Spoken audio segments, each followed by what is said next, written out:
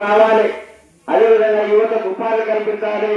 ఈ అంశాలపైన పాత కమ్యూనిస్టు పార్టీ పోరాటం చేస్తా ఉంది. మన కర్నూలు జిల్లా కర్నూలు నగరానికి సంబంధించి ఎలినోవన్ ప్రభావం వల్ల ఈ రోజు వర్షాలు పడగా కర్నూలు జిల్లాలో పంటలన్నీ కూడా ఎండిపోతా ఉన్నాయి. కర్నూలు జిల్లాకు కరువు ప్రాంతంగా ప్రకటించి రైతులు వేసిన పంటలకు నష్టపరిహారం ఎకరాకి 50,000 రూపాయలు ఇవ్వాలి. కర్నూలు నగరంలో ఈ రోజు జనాభా పెరుగుతుంది. గ్రామాల నుంచి కర్నూలు నగరం చేరుకుంటున్నారు. ఈ నేపథ్యంలో కర్నూలు నగరాన్ని అభివృద్ధి చేసేందుకు 1,000 కోట్ల రూపాయలు ప్రకటించాలి. ఈ ప్రాంతంలో ప్రజలపై అధిక పన్నులు ఈ రోజు విపరీతంగా చేస్తున్నారు. బిల్లులు ఒకరోజు సబ్సిడీ పేరుతో ఒక నెల 300 రూపాయలు వస్తే మరో నెల 400 రూపాయలు వస్తా ఉన్నాయి. ప్రజలపై భారం మోపుతున్నటువంటి ఈ పన్నులు వాటిని వెంటనే రద్దు చేయాలి. ప్రజలకు అనుగుణంగా పరిపాలన ఉండాలనే లక్ష్యంతో భారత కమ్యూనిస్టు పార్టీ పోరాటం చేస్తుంది.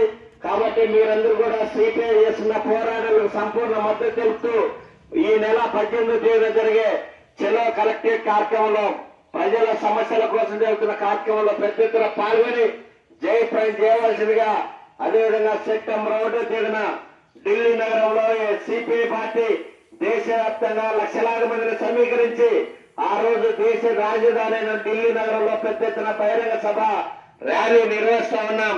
భవిష్యత్తులో ప్రజా సమస్యల పరిష్కారమైన లక్ష్యంగా జరిగే పోరాటాలకు సిపిఐ నాయకత్వం వహిస్తుంది. మీరందరూ కూడా భాగస్వామ్యం కావాల్సిందిగా కోరుతున్న ఆదరించండి.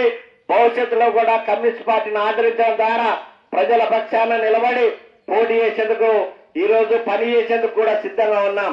ఈ రోజు కార్పొరేషన్ లో కూడా కమ్యూనిస్ట్ పార్టీలో కార్పొరేషన్ లేకపోవడం ద్వారా ఈ రోజు కర్నూలు నగరంలో పెరుగుతున్న ఇంటి పన్ను గాని నీటి పన్ను గాని ప్రశ్నించే వాళ్ళు లేరు. అధికార పార్టీ వాళ్ళు అందరూ ఉండడం ద్వారా వాళ్ళు ఇష్టారాజ్యంగా చేస్తున్న నేపథ్యం.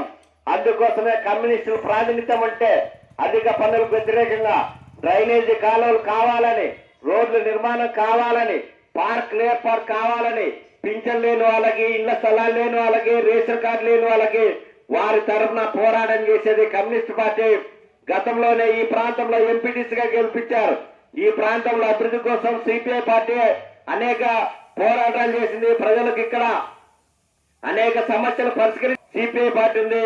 అందుకోసం సమస్యల్ని మా సమస్యలుగా భావించి అక్కడ కార్పొరేషన్లైనా ఇతర మండలాల్లో కూడా పనిచేసి ఆ సమస్యల పరిష్కారం కోసం సిపిఐ పార్టీ పనిచేస్తుందని తెలియజేస్తూ వచ్చే ఎన్నికల్లో ఏదైనా కమ్యూనిస్టుల పాత్ర ఉండేందుకు మీరందరూ కూడా సహకరించాలి. కమ్యూనిస్ట్